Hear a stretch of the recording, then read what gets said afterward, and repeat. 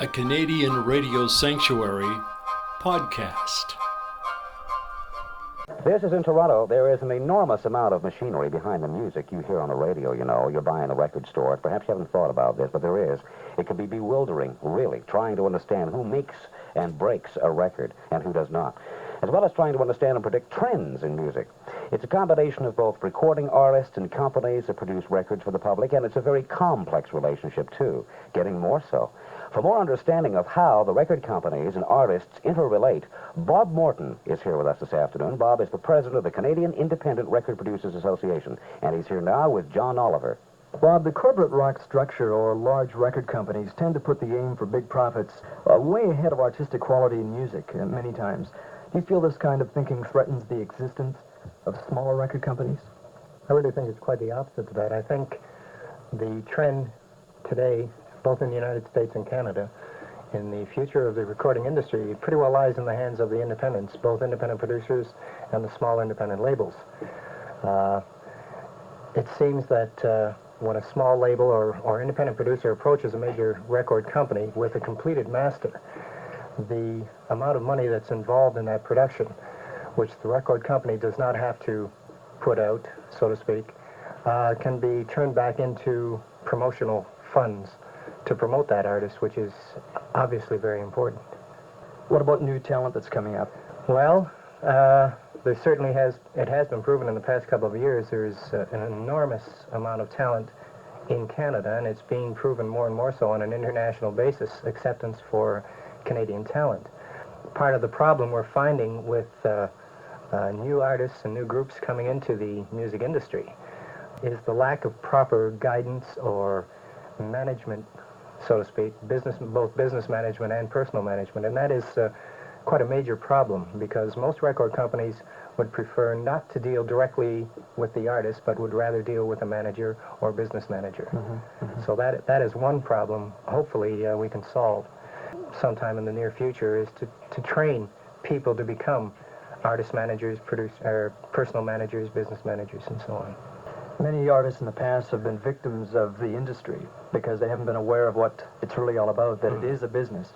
That's very true. Speaking on that subject, upcoming in May, there is an industry-wide symposium being held here in Toronto, which will cover such areas as artist management, publishing, entertainment law, marketing, promotion of product, in-studio production work, techniques, mixing techniques, etc., going into considerable detail to enable newcomers into the industry, both artists, potential managers, potential producers, to learn from the professionals how to do it properly instead of haphazard as it has been in the past.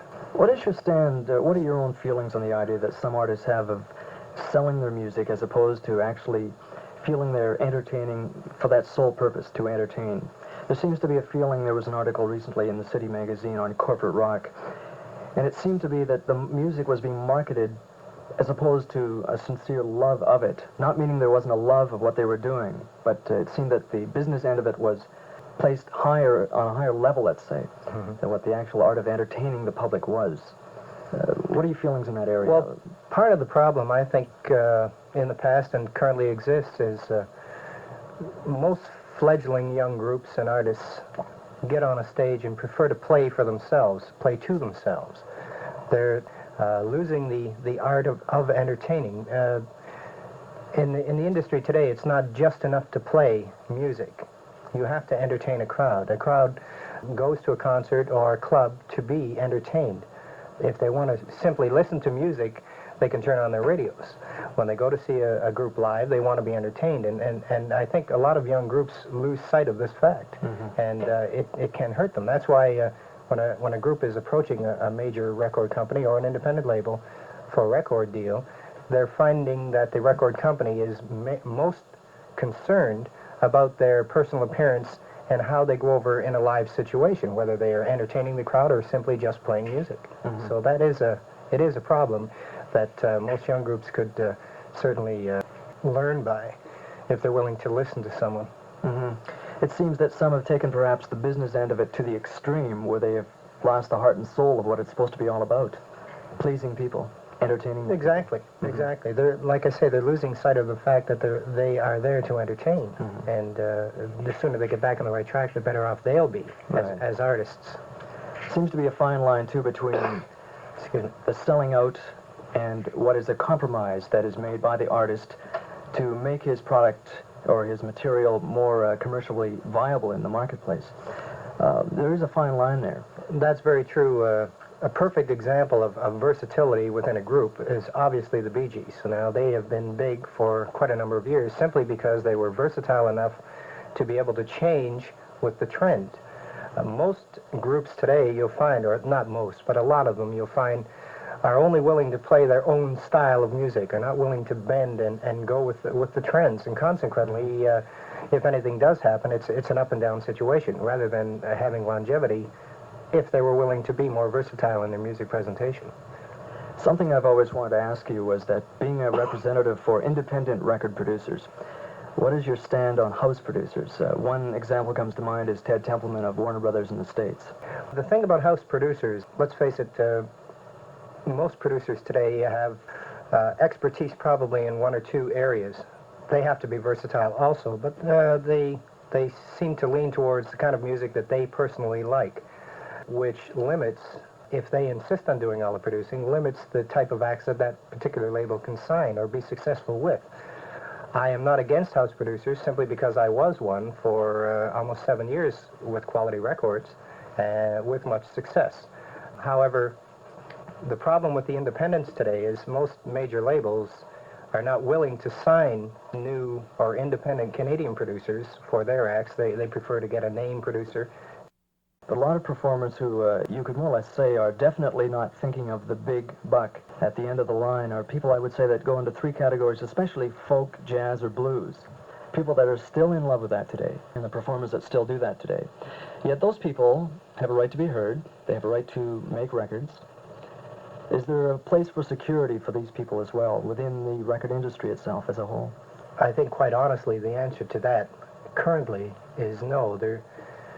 There are certainly loyal followings of folk artists, jazz artists, and it even gets into classical, more or less cult followings who will buy product if it's made available. But the problem is they don't get the opportunity to be heard enough.